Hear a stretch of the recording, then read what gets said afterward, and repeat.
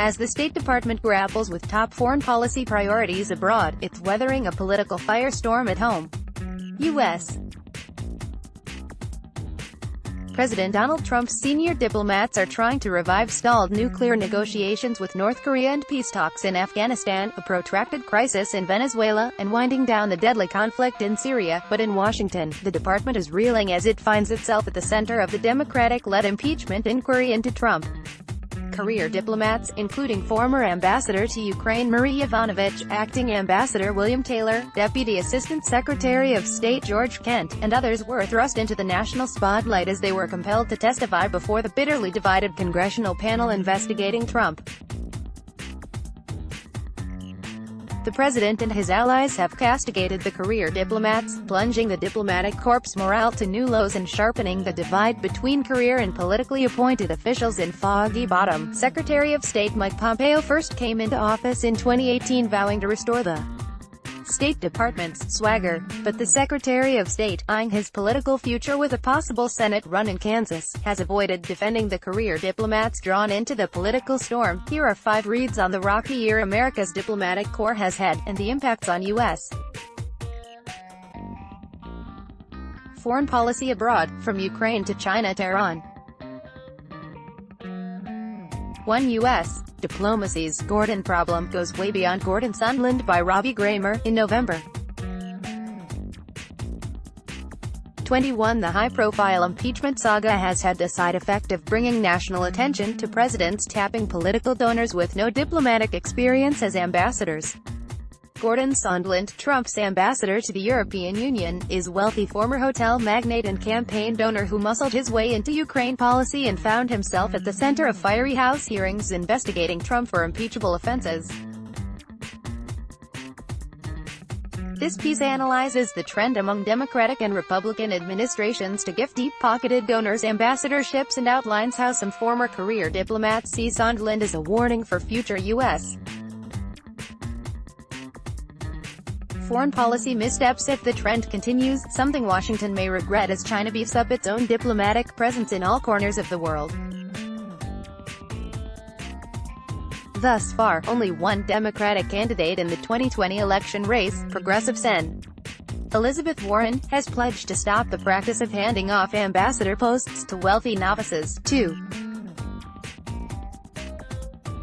Fear and Loathing at Pompeo's State Department by Robbie Gramer, Cole M. Lynch, and Elias Grohl, with Amy McKinnon, in November. 1. Some career diplomats feel betrayed by Pompeo's refusal to offer any public support for the officials dragged into the impeachment investigation, even as the president and his allies continue to criticize them and cast doubt on their loyalties. But if Pompeo's exact role in the events that led up to the impeachment inquiry isn't yet completely clear, one thing is, he has a bright political future in the Republican Party. The department's waning faith in their boss doesn't seem to have a negative impact on his rising stardom in Trump's Republican Party.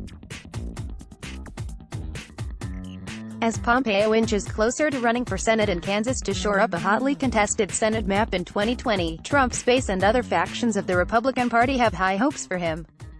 3. The United States can't cede the UN to China by Michael McCall, September 24, Rep. Michael McCall, the top Republican on the House Foreign Affairs Committee, raised the alarm bells in September of China's growing clout at the United Nations, an issue the Trump administration has tried to respond to even as it castigates the international body and pares back U.S. commitments to it. McCall expresses concern that China will use its growing power to bend the UN system in support of its own authoritarian agenda. Other lawmakers on both sides of the aisle share his concern, reflecting a broader and growing battle between the United States and China on the diplomatic front. U.S. Ambassador to Canada Kelly Knight-Craft delivers a statement at Rideau Hall in Ottawa on October 23, 2017. Adrian Wild, The Canadian Press via AP4. A Republican rainmaker comes to Turtle Bay by Cole M. Lynch, with Robbie Gramer, June 4. Former U.S. Ambassador to the United Nations Nikki Haley quickly emerged in the chaotic first year of Trump's tenure as one of the strongest voices in the administration. Her successor, Kelly Knight Kraft, hasn't garnered nearly as much clout or headlines, but her appointment says a lot about how the Trump administration views the UN. Kraft is the first-ever U.S.